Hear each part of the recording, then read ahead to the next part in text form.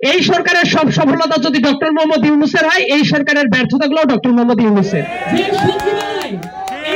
আপনার কি মনে হয় যে বিদ্যমান যে আইন এবং সংবিধান সেইখানে রেখে এই ফ্যাসিবাদ, এই গণহত্যার বিচার করা কি সম্ভব কিনা? তড়িঘড়ি করে বিচার হওয়ার চেয়ে টাইম নিয়ে এক্স্যাক্টলি বিচারটা হওয়া অত্যন্ত জরুরি। একটা মেয়ে, তার ভাই মারা গেছে, সে আমাকে বলছিল যে আপনি কি জানেন যে আমি যদি বিচার না হয় আমি কি করব? আমি বললাম কি করবেন? সে বলছে আমি আল্লাহকে বলে দিব। বিগত 15 বছরে লোকাল যত অপকর্ম হয়েছে, প্রত্যেকটা মানুষকে ধরে ধরে যদি বিচারের আওতায় নিয়ে আসা যায়, অটোমেটিক আওয়ামী লীগের কয়েক লক্ষ পান্ডা জেলের ভেতরে থাকার কথা। যাকে ঘিরে একটা স্বৈরাচার গড়ে উঠলো এবং মাফিয়াতন্ত্র গড়ে উঠলো, তার বিচার নিয়ে এখন সবচাইতে বড় একটা প্রশ্ন দাঁড়িয়েছে। যদিও আইন উপদেষ্টা এবং আইন মন্ত্রণালয় একটা খুব দ্রুত আন্তর্জাতিক অপরাধ ট্রাইব্যুনাল গঠন করেছে এবং সেখানে তারা বিচার কাজ চালাচ্ছে, এবং একই দিকে আবার তিনিও ভারতে বসে উস্কানি দিচ্ছে। সবকিছু মিলিয়ে যখন আমাদের এই মঞ্চে আপনি খোকন চন্দ্র বর্মনের কথা বলছিলেন, তিনি গত সপ্তাহে আমাদের এখানে এসেছিলেন, মানে রাশিয়া যাবার আগে। তাই তিনি সহ যারা শহীদের পরিবার আসেন তাদের সবার একটাই কথা যে আপনি আমাকে সাহায্য করেন কিংবা না করেন, আপনি আমাকে বিচারটা দেখান যে বিচার হচ্ছে কিনা। সো এই যে মানে আমি একটা 2 লাইন একটু বলি। একটা মেয়ে, তার ভাই মারা গেছে, সে আমাকে বলছিল যে আপনি কি জানেন যে আমি যদি বিচার না হয় আমি কি করব? আমি বললাম কি করবেন? সে বলছে আমি আল্লাহকে বলে দিব। তো তারও সহায়ত্ব বা সবার মানুষের যে আকাঙ্ক্ষা সবচেয়ে প্রথম, এবং সবাই এর ব্যাপারে একমত যে এই সরকারের প্রধান কাজ হচ্ছে বিচার করা। আপনার কি মনে হয় যে বিদ্যমান যে আইন এবং সংবিধান সেইখানে রেখে এই ফ্যাসিবাদ, এই গণহত্যার বিচার করা কি সম্ভব কিনা?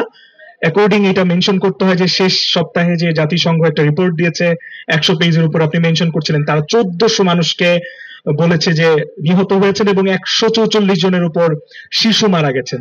সো এই বিদ্যমান পরিস্থিতিতে বিশেষ করে সংবিধান রাখা না রাখার যে জায়গাটা, সেখানে থেকে শেখ হাসিনা এবং এই গণহত্যার বিচার করা সম্ভব কিনা, এবং আপনার কি মনে হয় যে আমরা আস্তে আস্তে শেখ হাসিনার বিচারের ব্যাপারে একটু নমনীয় হয়ে যাচ্ছে কিনা?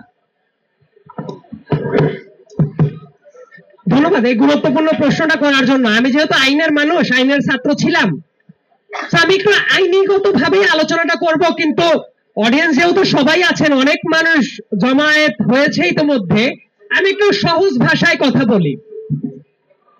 শেখ হাসিনার বিচার শুধু শেখ হাসিনার বিচার না, আরো বহু মানুষের বিচার হওয়াটা খুব বেশি মাত্রায় জরুরি। কিন্তু সমস্যার জায়গাটা যেটা হয়ে গেছে, এই বিচারটাকে কেন্দ্র করে বহু মানুষ বহু ধান্দাবাজের ভেতরে ঢুকে গেছে। এমনকি গণ অভ্যুত্থানে যারা সরাসরি অংশগ্রহণ করেছে তাদেরও অনেকেই বিভিন্ন ভাবে ঢাক ঢাক গুড় গুড় কথাবার্তা চলছে। শেখ হাসিনা, বিগত দিনগুলোতে শেখ হাসিনাকে যারা সমর্থন জুগিয়েছে, প্রশাসনে বসে, বিচারালয়ে বসে, প্রত্যেকটা জায়গায় যারা বসেছিল, শেখ হাসিনার পক্ষে যারা ন্যারেটিভ তৈরি করেছে, এদের প্রত্যেকের বিচার যদি না হয় তাহলে এই বাংলাদেশ, আপনি তো কয়েকজনের আক্ষেপের কথা বলছেন, কোনোদিন স্টেবলই হইতে পারবে না। কিন্তু বিচার মানে আবার কোন টাইপ বিচার? বিচার মানে কি আর একটা শাহবাগী প্রজেক্ট হওয়াটা জরুরি, যে একটা রায় হবে, রায়ের পরে আন্দোলন করবেন, আন্দোলনের পরে রায় পরিবর্তন করে আর একটা বিচার হবে? না, তড়িঘড়ি করে বিচার হওয়ার চেয়ে টাইম নিয়ে এক্স্যাক্টলি বিচারটা হওয়া অত্যন্ত জরুরি। দেখেন, বর্তমানে যে সিস্টেমটা দাঁড়িয়ে গেছে, এই সিস্টেমে পারফেক্টলি বিচার হবে এটা আমি বিশ্বাস করি না। আপনাদের বহু জায়গায়, বহু থানাতে খোঁজ নেন, ভুয়া মামলা হচ্ছে না, কোনো কিছু নাই। ধরেন আরেকজনের সাথে অন্যজনের জমি নিয়ে দ্বন্দ্ব আছে, জমি নিয়ে দ্বন্দ্ব আছে, আস্তে করে হত্যা মামলায় ঢুকায় দিছে। 300 জনের নামে একটা হত্যা মামলা, শেখ হাসিনা 1 নম্বর আসামি, আপনার যে ব্যক্তিগতভাবে দেখতে পারেন না তাকে হত্যা মামলার 300 নম্বর আসামি বানায় ফেললেন। অনেক জায়গায় পুলিশ নিজে গুলি করে মানুষ মেরেছে, ছাত্রকে মেরেছে, সেই পুলিশ মামলা নিচ্ছে না। This is fact. এই প্রশ্নটা আমার কাছে বিভিন্ন মানুষ বিভিন্ন জায়গায় গিয়ে করছে, স্বরাষ্ট্র উপদেষ্টা, আইন উপদেষ্টা, আমার ছাত্র বন্ধু যারা আছেন তাদের কাছে।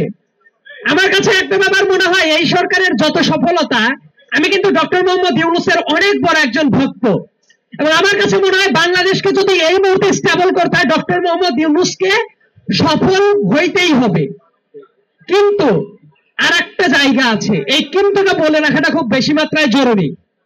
আমি দেখতে চাই না বিডিবি এক টাইমে যেমন বাতাবি লেবুর চাষ করতো, ঠিক ওই বিডিবি এখন শুধু জি হুজুর ডক্টর ইউনূসকে করুক।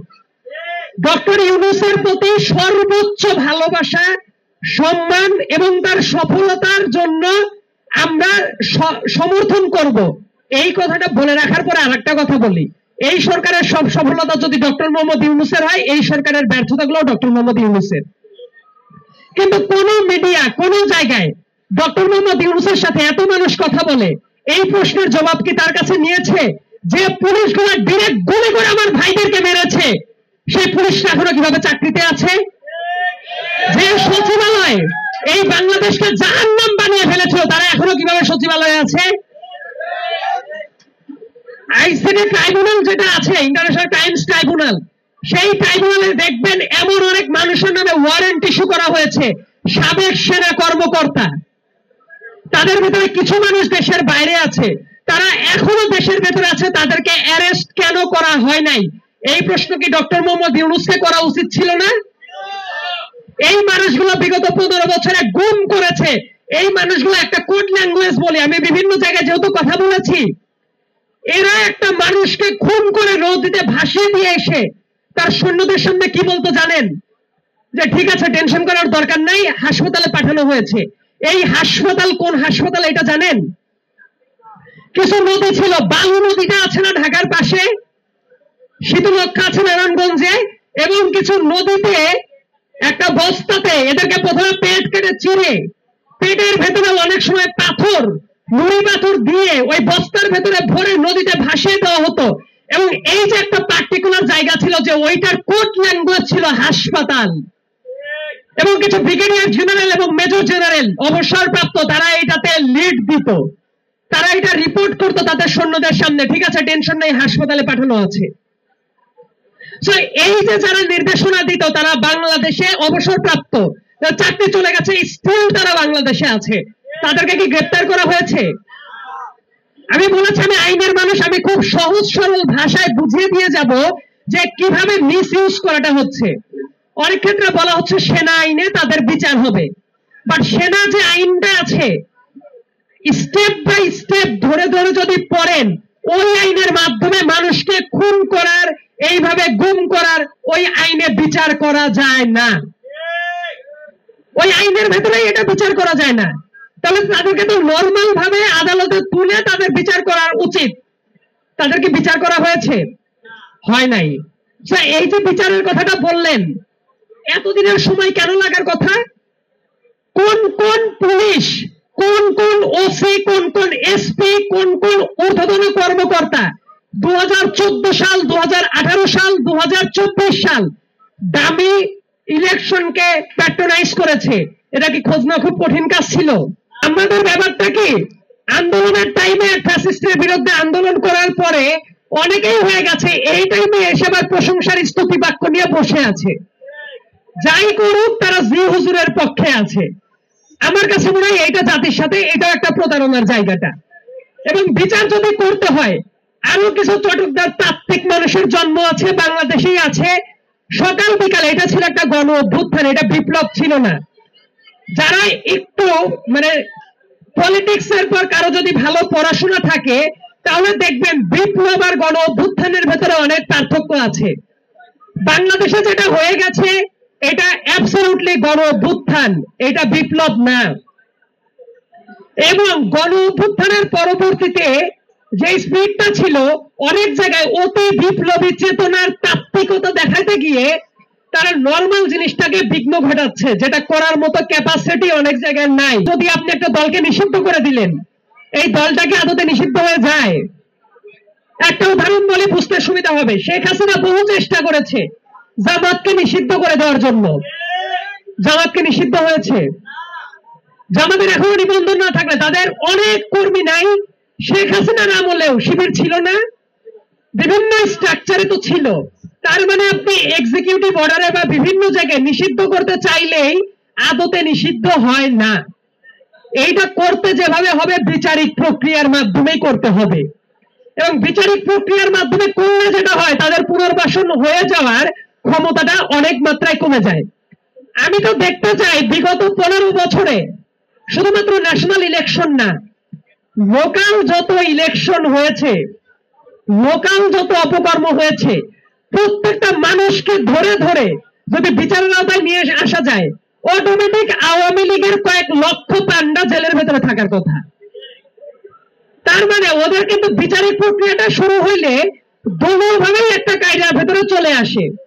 আর নিষিদ্ধ যদি করতেই হয় এই দলগত ভাবে, শুধু দেখবেন প্রলোপাসন চলছে, অমুকে এসে জনগণ করবে, অমুকে জনগণ করবে। আপনারা কিন্তু ব্যাশিং করছেন, এই আজকে মির্জা ফখরুল কেন এইটা বললো, এই কালকে শফিকুর রহমান কেন এইটা বললো, পরশুদিন অমুকে কেন এইটা বললো।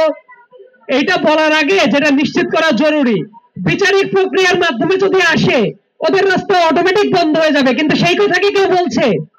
যেটা কাজের কথা এটা জনগণকে চোখ দিয়ে কেউ দেখায় দেয় না। তারপর কি হওয়াটা জরুরি জানেন? এইটা আপাতত বিচারিক প্রক্রিয়ার মাধ্যমে নিয়ে এসে যেসব কাউন্সিলর, যেসব মানুষ যারা যারা ফ্যাসিলিটেট করেছে তারা ইলেকশন করতে পারবে না, দলীয়গত ভাবেও না, প্রতীকটা নিয়েও না। আওয়ামী লীগের বিচার কিভাবে হওয়া উচিত আমি একদম তোতা পাখির মতো ভেঙে ভেঙে কিন্তু বলে দিলাম। এবং কোর্ট, বিচার, পুলিশ কিভাবে যে ফাংশন করছে না, আমার কাছে মনে হয় এর চেয়ে সহজ ভাবে আমার পক্ষে বলার সম্ভব না। আমি সবসময় একটা কথা বলি, আমি যখন কোনো কথা লিখি বা আমি যখন কোনো কথা বলি, আমি মনে রাখি আমার প্রত্যেকটা জবান মানুষের প্রতি আমার আমানত।